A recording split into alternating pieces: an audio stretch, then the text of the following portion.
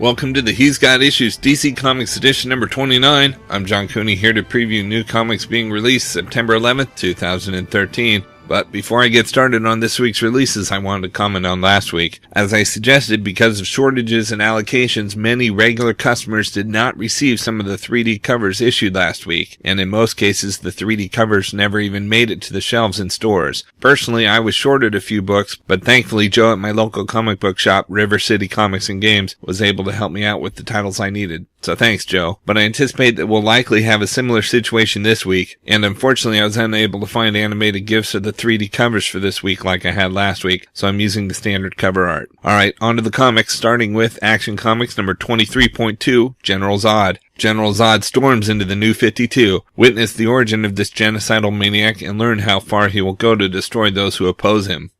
Next, we've got Aquaman 23.1, Black Manta. Set loose as the secret society's plan unfolds, Black Manta is shocked to learn that Aquaman may be dead. Without the object of his hatred, how will Manta claim his final revenge against the man who killed his father? Where will one of the most lethal villains alive turn his rage when he begins a new mission?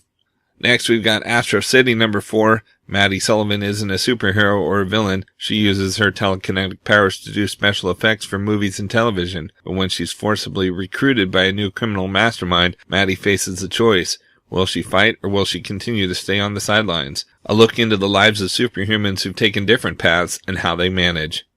We've also got Batman number 23.2, The Riddler. With the Dark Knight out of the picture, the Riddler engages in an epic game of wits. Learn what maddening early moments led a young Edward Nygma to evolve into Gotham City's Prince of Mischief, and see how events of Zero Year continue to affect the Riddler today.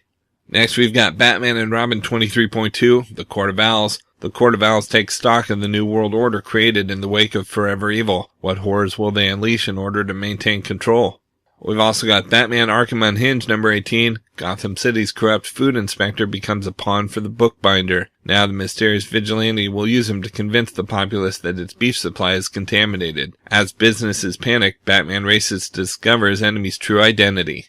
Next, we've got Batman Little Gotham number 6. Head over to Little Gotham for Mother's Day Mania as Damian and Cullen search for the true meaning of family, friendship, and how many different ways Alfred can top a pizza. And no one prepares for Father's Day like Gotham City's Bat family, but when the Gordons have to share a table with the Al Ghuls, things really get interesting. Next, we've got Batman The Dark Knight number 23.2, Mr. Freeze. Mr. Freeze takes his obsession over the line when he sets his sights on his newfound family and getting revenge on Batman.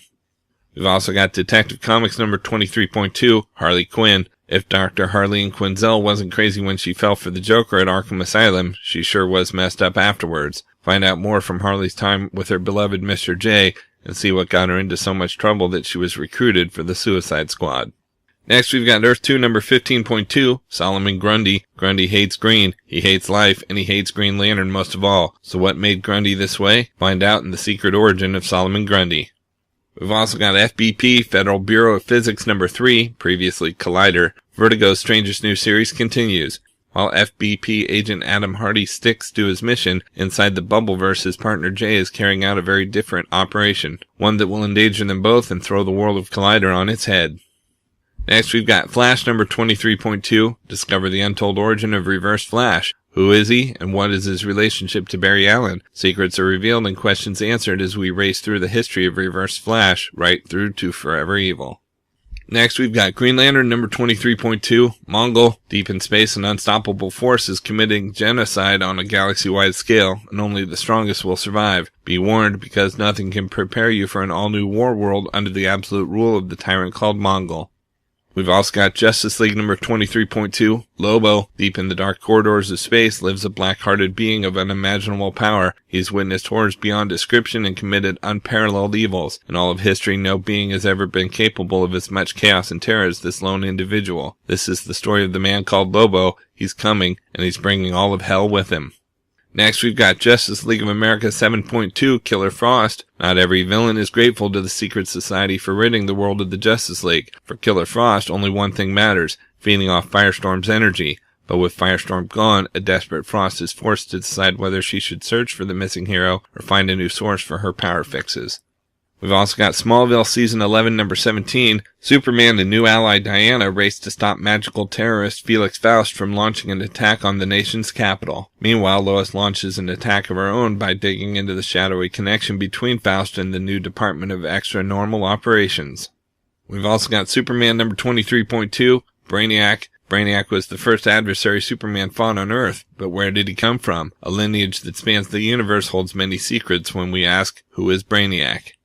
And we've got Teen Titans number 23.1, Trigon. He's the ruler of 6 kingdoms of pain, suffering, and agony, but the one world that evades Trigon is Earth. Trigon's influence has been spread across the world by his sons, but it wasn't until he conceived a daughter of earthly origin that the monster finally had an heir who could aid his quest. Now with the world's heroes missing, is this the final victory of Trigon?